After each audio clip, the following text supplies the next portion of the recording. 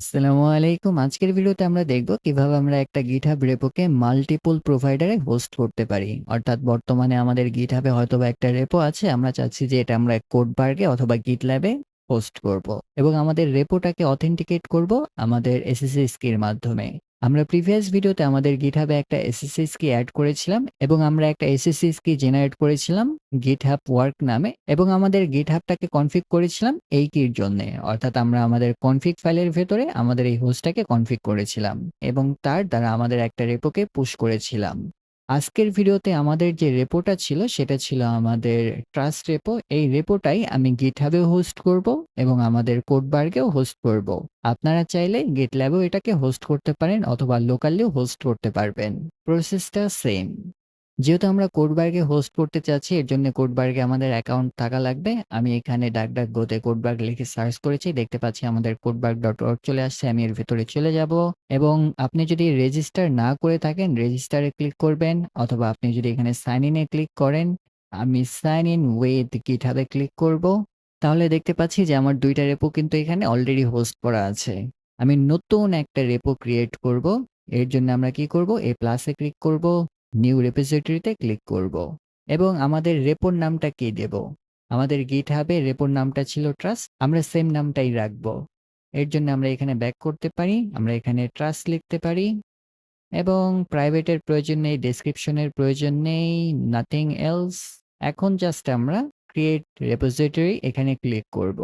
GitHub এর মতোই আপনারা চাইলে HTTPS ব্যবহার করতে পারেন অথবা SSH কিও ব্যবহার করতে পারেন। আজকের ভিডিওতে আমরা SSH কি ক্রিয়েট করে এখানে সেটআপ করব।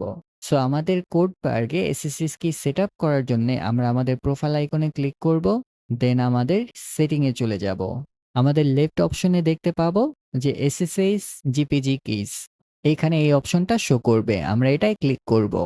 আমার অলরেডি এখানে একটা কি সেটআপ করা আছে, বাট আমরা নতুন একটা কি জেনারেট করে এখানে সেট করব। তাহলে চলুন নতুন একটা কি জেনারেট করা যাক।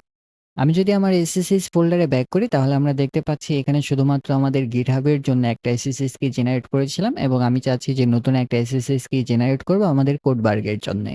SSH-keychain লিখবো। আমাদের বাই ডিফল্ট যে অ্যালগরিদমটা আছে সেটা ইউজ করুক। এর জন্য আমরা সেটা পাস করব না। আমাদের ফাইলটাকে পাস করব। অর্থাৎ আমাদের ফাইলের নামটা ডিফারেন্ট হবে।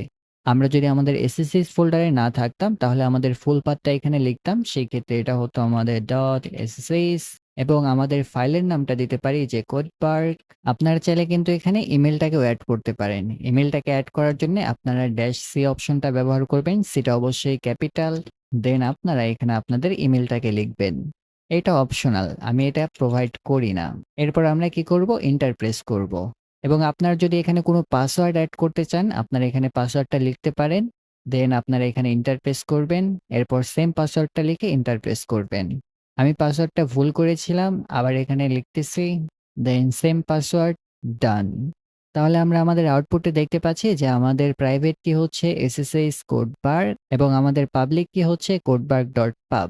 আমরা যদি এখানে ll কমান্ডটাকে রান করি তাহলে দেখতে পাবো যে আমাদের এই ২টা কি জেনারেট হয়ে গিয়েছে। এখন আমাদের কি করা লাগবে? আমাদের কনফিগ ফাইলে কোডবার্গের জন্য আমাদের এই কোডবার্গ SSH কিটাকে ব্যবহার করা লাগবে। সো এর জন্য আমরা কি করব? আমাদের কনফিগ ফাইলটাকে ওপেন করব। এই পুরো জিনিসটুকু আমি কপি করতে পারি এবং এখানে পেস্ট করে দেব। আমাদের এখানে যে হোস্টের নেম সেটাকে আমরা দিতে পারি যে কোডবার্গ এবং আমাদের যে হোস্ট নেম আমাদের দিতে হবে যে কোডবার্গ.org। আমাদের যে ইউজার সেটা আমাদের গিটই থাকতে পারে, কিন্তু আমাদের এখানে যে ফাইল হবে সেটা হবে আমাদের কোডবার্গ। সো এটাকে আমরা কি করব? এখন সেভ করে কুইট করব। সেভ এন্ড কুইট, ডান। আমরা যদি আমাদের কনফিগ ফাইলটাকে দেখি তাহলে আমরা দেখতে পাবো আমাদের GitHub এর জন্য GitHub ওয়ার্ক আছে এবং আমাদের কোডবার্গের জন্য আমাদের কোডবার্গের প্রাইভেট কিটা আছে। অর্থাৎ আমাদের এইখানে যদি ls কমান্ডটা দেই আমাদের এখানে ২টা কি ছিল। আমরা আবার চাইলে আমাদের ফাইলের নেমগুলোকে চেক দিয়ে নিতে পারি। আমাদের কোডবার্গের জন্য এই কোডবার্গ এবং আমাদের GitHub এর জন্য আমাদের github.org।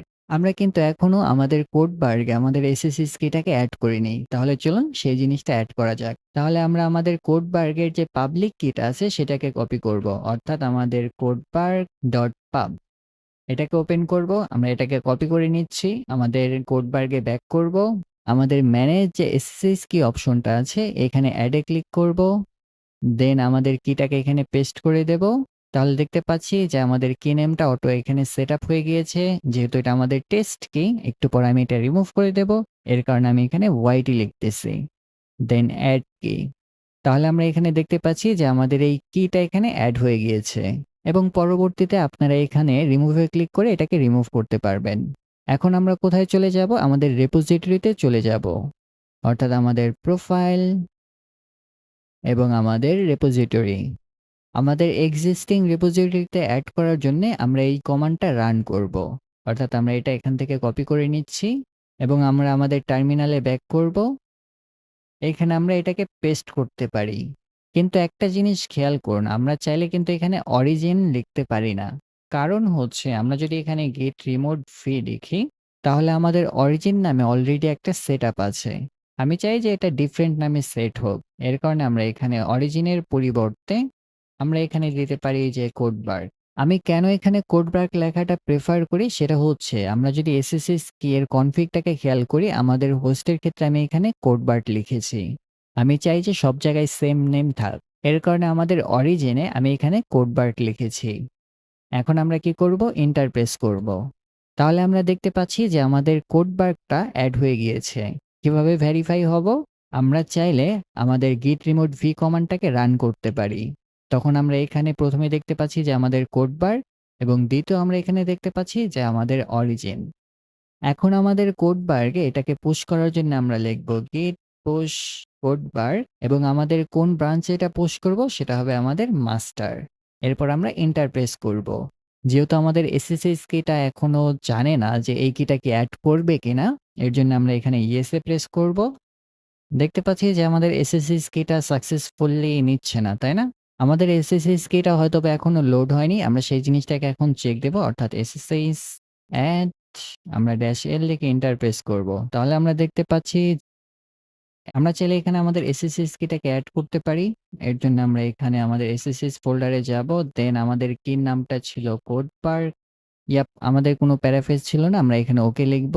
তাহলে আমরা দেখতে পাচ্ছি যে আমাদের আইডেন্টিটি এডেড এবং আমরা এটা চেক দিতে পারি। তার মানে আমরা দেখতে পাচ্ছি যে আমাদের ৩ টা এসএসএস কি এখানে চলে এসেছে। তাহলে আমরা এখন কি করলাম? আমাদের এই এসএসএস কিটা এখানে এড হয়ে গিয়েছে। অর্থাৎ আপনাদের ক্ষেত্রে যদি কখনো এই ইস্যুটা আসে তখন আপনারা কি করবেন? এসএসএস এড দ্বারা আপনাদের এসএসএস কিটা এড করবেন। এখন আমরা গেট পুশ আমাদের অরিজিনটা হচ্ছে কোডবার্গ এবং আমরা মাস্টারে এটাকে পুশ করতে পারি। তাহলে আমরা দেখতে পাচ্ছি যে আমাদের এই কোডটা কিন্তু আমাদের কোডবার্গের মাস্টার ব্রাঞ্চে পুশ করেছে এবং আমরা যদি চাই যে আমাদের এই ব্রাঞ্চটাকে আমাদের গিটহাবে পুশ করব, তখন আমরা এখানে লিখতাম git push origin master। এই জিনিসটাকে আমরা কিভাবে বুঝবো? আমরা যখন git remote v কমান্ডটাকে রান করব তখন আমরা দেখতে পাবো যে আমাদের অরিজিনের পরিবর্তে আমরা কোন নামটা এখানে ব্যবহার করব। আপনার চাইলে এই অরিজিনের পরিবর্তে এখানে রিনেম করে github ও লিখতে পারেন, but that will B a separate video.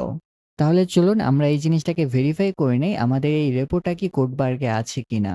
অর্থাৎ আমরা যদি আমাদের ব্রাউজারে ব্যাক করি এবং এটাকে রিফ্রেশ করি, তাহলে আমরা দেখতে পাচ্ছি যে আমাদের সবগুলো কমিটি আছে এবং আমাদের ব্রাঞ্চটাও এখানে চলে এসেছে। এইভাবে আপনারা একাধিক ব্রাঞ্চ অথবা ফুল রেপোটা এখানে পুশ করতে পারবেন। পরবর্তী কোনো একটা ভিডিওতে আমরা দেখাবো কিভাবে আমরা লোকালি GitHub সার্ভারটাকে হোস্ট করতে পারি এবং সেইখানে আমি এই অরিজিনটাকে চেঞ্জ করে ডিফারেন্ট একটা নাম প্রোভাইড করব। আজকের ভিডিওটাকে আমরা যদি একটু কুইক রিক্যাপ করি, প্রথমে আমরা একটা এসএসএস কি জেনারেট করব এবং সেটা একটা সেপারেট ফাইলে রাখবো। এরপর আমরা এসএসএসটাকে কনফিগ করব।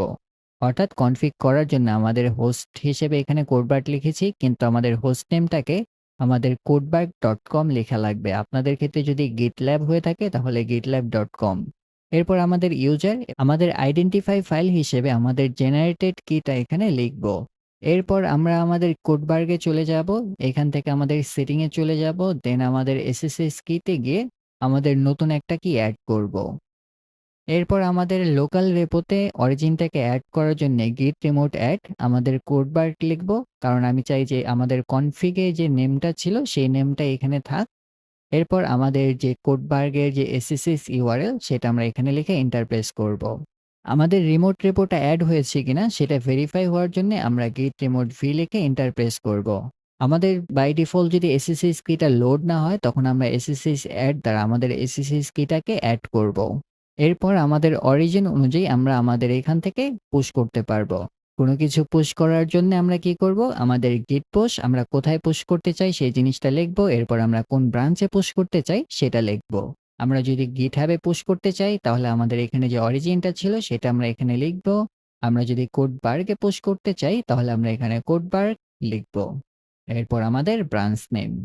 আপনাদের মাঝে যদি প্রশ্ন আসে যে আমাদের কমিট গুলো কিভাবে হ্যান্ডেল হবে?